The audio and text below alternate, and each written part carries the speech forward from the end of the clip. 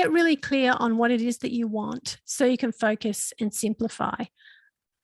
I felt like I had to do a lot of things to be successful rather than find the very specific thing that I needed to focus on. And that's where coaching really helped me to get aligned with that. So figuring out how much time, particularly for creatives, how much time do you want to spend? How much money do you want or need to make? And what do you love to do? And then finding the highest value offer that you can create where those three things intersect. And once you've found that and you've picked that really strategic highest value offer for you, then learn how to market it rather than just feeling like you need to do all these things and spread yourself too thin.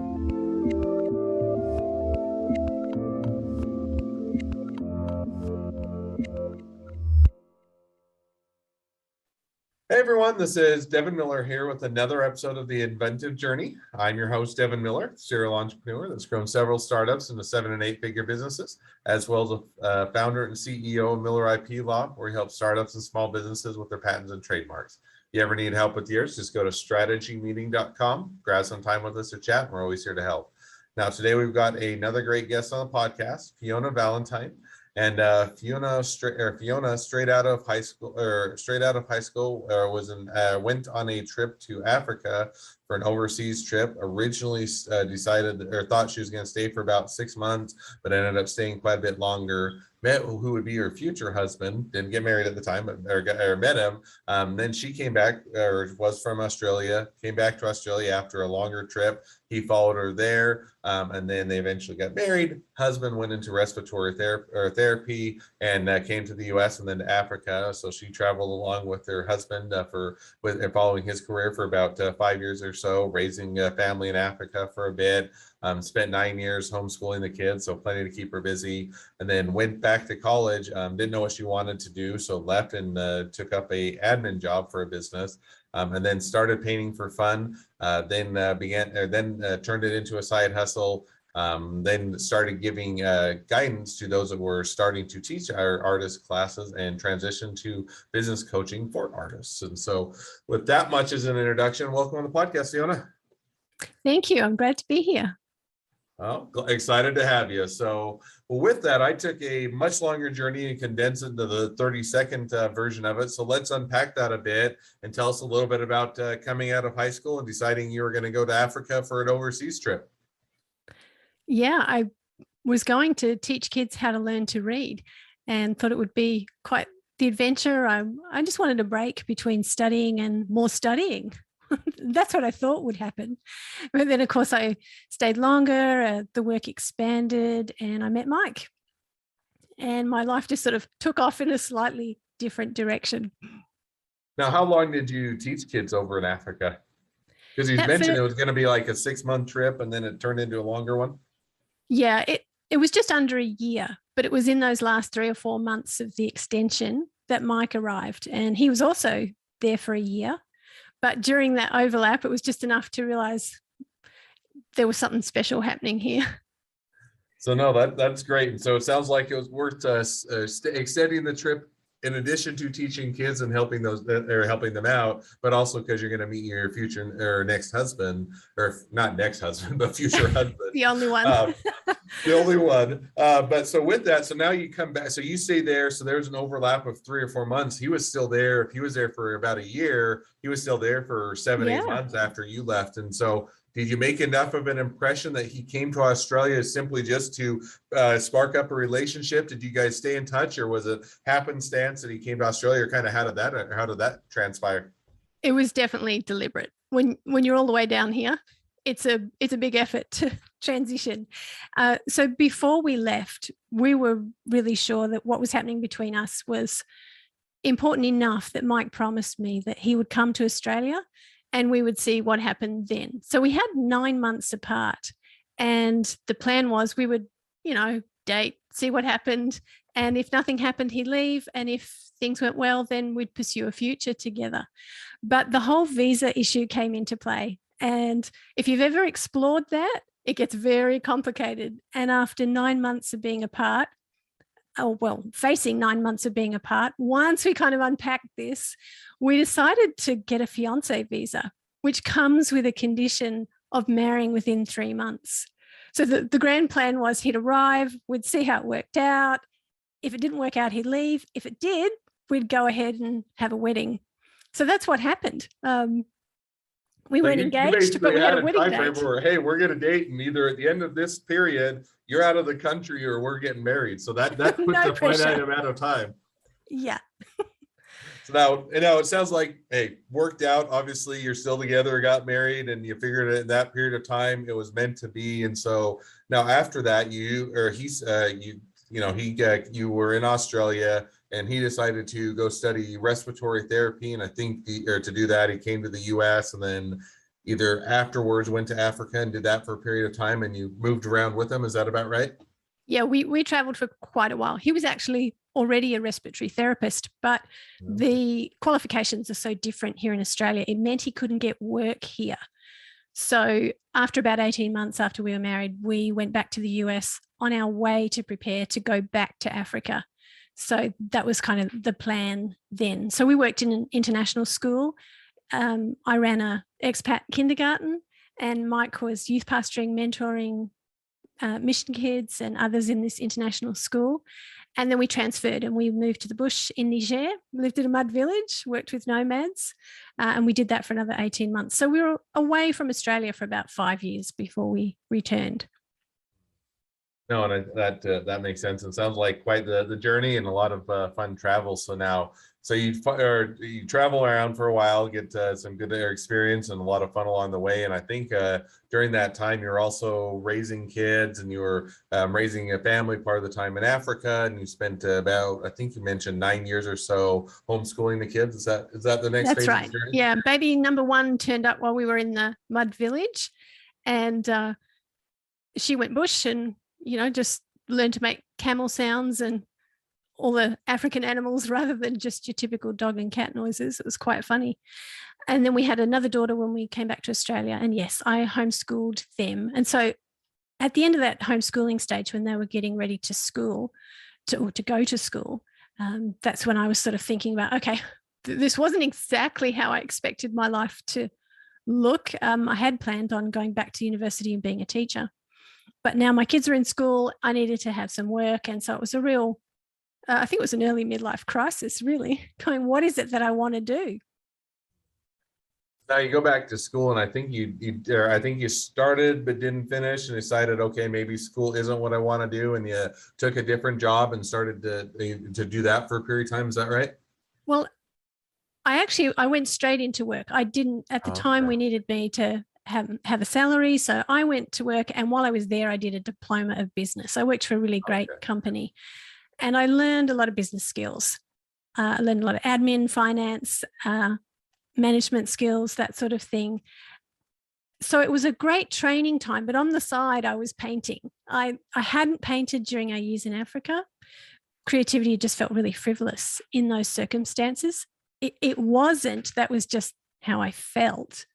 So it took me a long time to recover that and to realize how crucial creativity was to me as a person.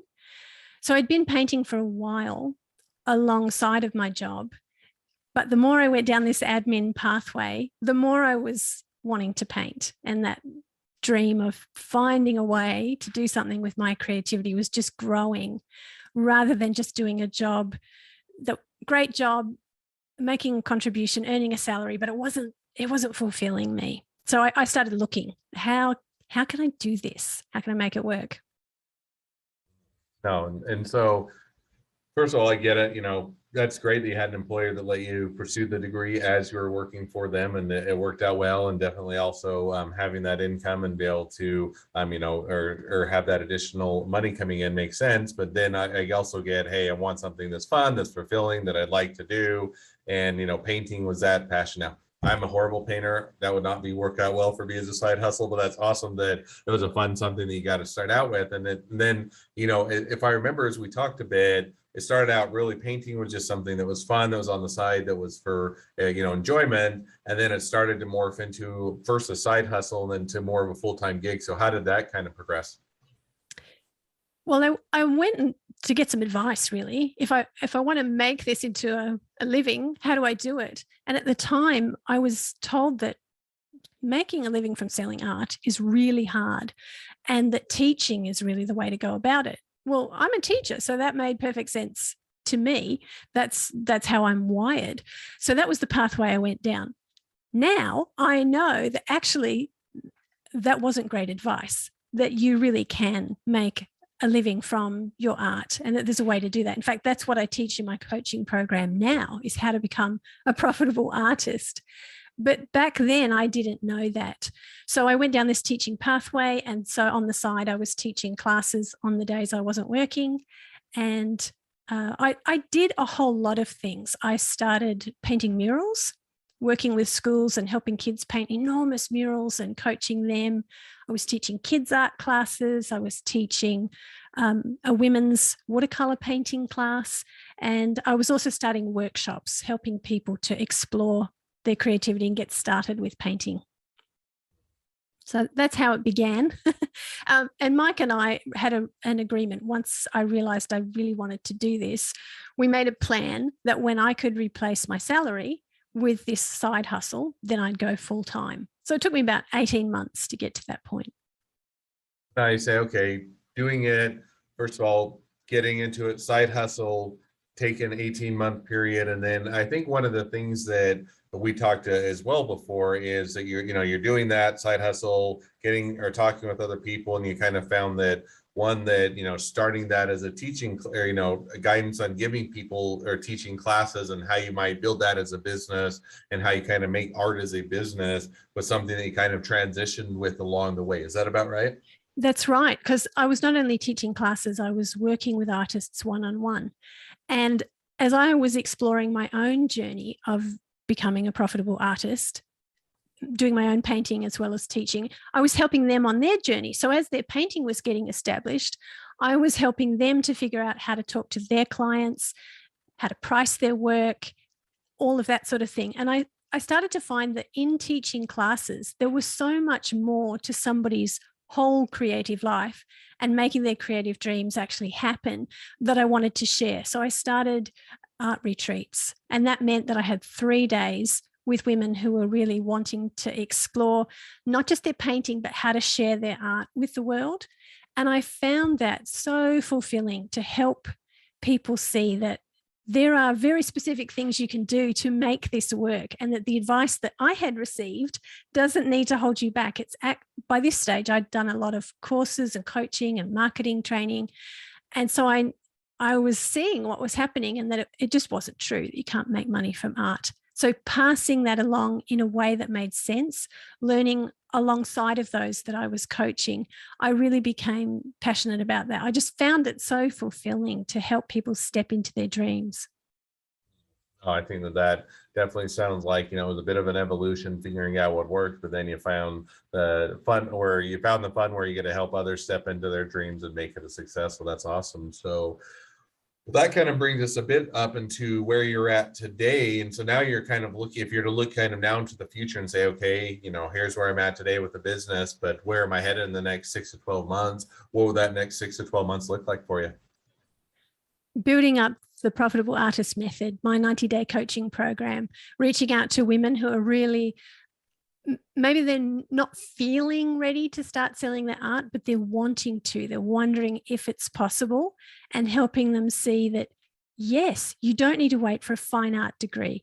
You don't need to wait to win an award. You don't need to wait for a gallery to represent you, but you can build your portfolio of paintings and your business at the same time and grow from there. So yeah, really wanting to reach out to that particular audience and help them step into this Profitable Artist Method, where you gain clarity, creativity, and connection, and use those 3 pieces to become profitable. Well, sounds like an exciting journey yet ahead and some additional success to come. So that's awesome. So well, with that, now as we kind of wrap towards the present day of your journey and even looking a bit to the future, is a great time to transition to the 2 questions I always ask at the end of each episode. So the first question I always ask is, along your journey, what was the worst business decision you ever made, and what did you learn from it? The worst decision was not to invest in coaching earlier, because you just don't know what you don't know. And the things that I learned out of that are just so helpful. And because you don't know what you don't know, sometimes you don't realize how the right kind of coaching at the right time can help you work smarter, not just harder. No, and I think that a lot of times there is that. I think that there is working hard is almost is a prerequisite to being a successful business owner. But I For think sure. sometimes you get into that. Well, I'll just put in more hours, I'll put in more time, I'll put in more effort, and it will make up for anything, any of the other deficiencies. And there is that balance of sometimes it's not just the hours or the hard work. We also have to figure out where is the best time, where is the best place to put your time, where is it most valuable, where does it add most of the business, and you have to make sure you balance that rather than just trying to, gain success by pure sheer number of hours that you put into it. So I think that's a great, easy mistake to make, but a great thing to learn from. Second question I always ask is, if you're talking now to someone that's just getting into a startup or a small business, what would be the one piece of advice you'd give them? Get really clear on what it is that you want so you can focus and simplify. I felt like I had to do a lot of things to be successful rather than find the very specific thing that I needed to focus on. And that's where coaching really helped me to get aligned with that. So figuring out how much time, particularly for creatives, how much time do you want to spend? How much money do you want or need to make? And what do you love to do? And then finding the highest value offer that you can create where those three things intersect. And once you've found that, and you've picked that really strategic highest value offer for you, then learn how to market it rather than just feeling like you need to do all these things and spread yourself too thin. I think that's definitely great piece of advice and a great takeaway. Well, as we wrap up the episode, if people want to reach out to you, they want to be a customer, they want to be a client, they want to be an employee, they want to be an investor, they want to be your next best friend, any or all of the above, what's the best way to reach out to you, contact you, find out more? If you head to fionavalentine.com, you'll see that I've got a free guide there if you're interested in finding out how to start selling your art, how to build that creative side hustle.